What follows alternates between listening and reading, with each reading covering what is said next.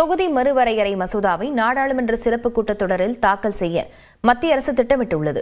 இதற்கு எதிர்க்கட்சிகள் ஆற்றும் எதிர்வினை என்ன, மத்திய அரசால் இந்த மசோதாக்களை எளிதில் நிறைவேற்ற முடியுமா என்பன குறித்து இந்த தொகுப்பில் பார்க்கலாம்.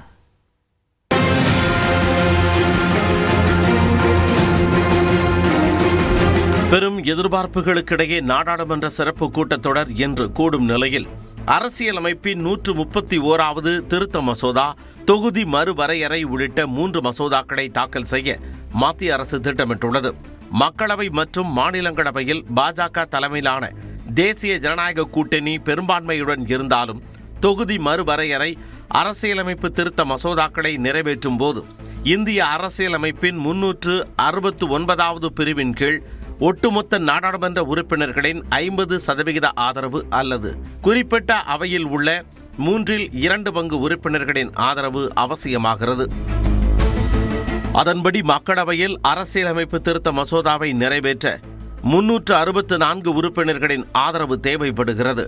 அதே நேரம் தேசிய ஜனநாயக கூட்டணிக்கு 293 உறுப்பினர்களின் ஆதரவு உள்ள நிலையில் 71 ஆதரவு வாக்குகள் தேவைப்படுகின்றன.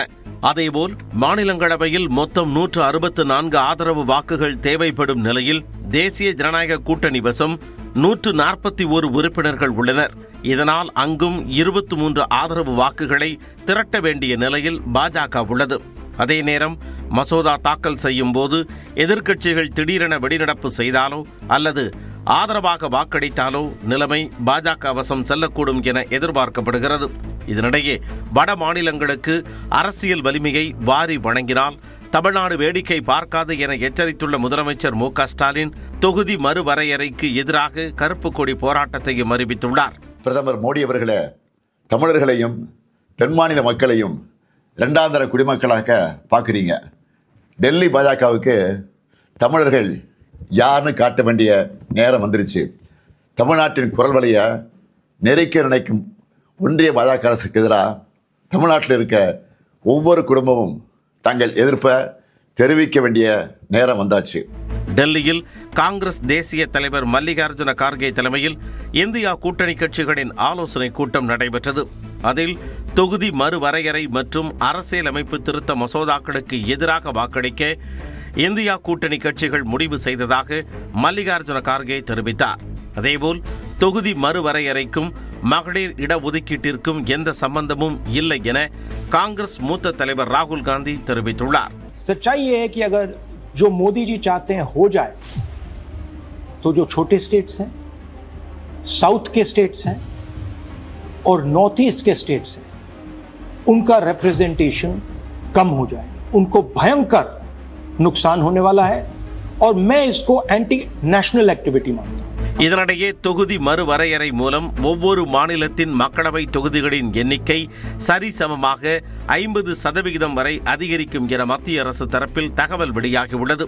தொகுதி மறுவரையறை செய்வதில் தற்போது உள்ள விகிதாச்சாரமே தொடரும் எனவும் 2011ஆம் ஆண்டு மக்கள் தொகை கணக்கெடுப்பு தரவுகள் கணக்கில் எடுத்துக்கொள்ளப்படாது எனவும் தகவல் வெளியாகியுள்ளது. அதன்படி தமிழ்நாட்டில் தற்பொழுது 39 மக்களவை தொகுதிகள் உள்ள நிலையில் 2011ஆம் ஆண்டு மக்கள் தொகையின் கணக்கெடுப்பின் அடிப்படையில் தொகுதி மறுவரையறை செய்தால் மொத்த தொகுதிகள் 49ஆகவும் அல்லது மத்திய அரசு தரப்பு தகவல் படி விகிதாச்சார அடிப்படையில் 50% உயர்த்தப்பட்டால் 59 தொகுதிகளாக அதிகரிக்கக்கூடும் என கூறப்படுகிறது. அதேபோல் 28 மக்களவை இடங்களை கொண்ட கர்நாடகாவில் 2011ஆம் ஆண்டு மக்கள் தொகை அடிப்படையில் 33 இடங்களும் மத்திய அரசின் விகிதாச்சார அடிப்படையில் 41 தொகுதிகளாகவும் உயரக்கூடும் என தகவல் வெளியாகியுள்ளது. கேரளாவை பொறுத்தவரை 20 மக்களவை தொகுதிகள் உள்ள நிலையில் மக்கள் தொகை அடிப்படையில் தொகுதி மறுவரையறை செய்யப்பட்டால் 23 இடங்களாகவும் விகிதாச்சார அடிப்படையில் 30ஆகவும் அதிகரிக்கும் என கூறப்படுகிறது. இதேபோல் மற்ற தென் மாநிலங்களான ஆந்திர பிரதேசம், தெலுங்கானாவிலும் தொகுதிகளின் எண்ணிக்கை உயரும் என கூறப்படுகிறது.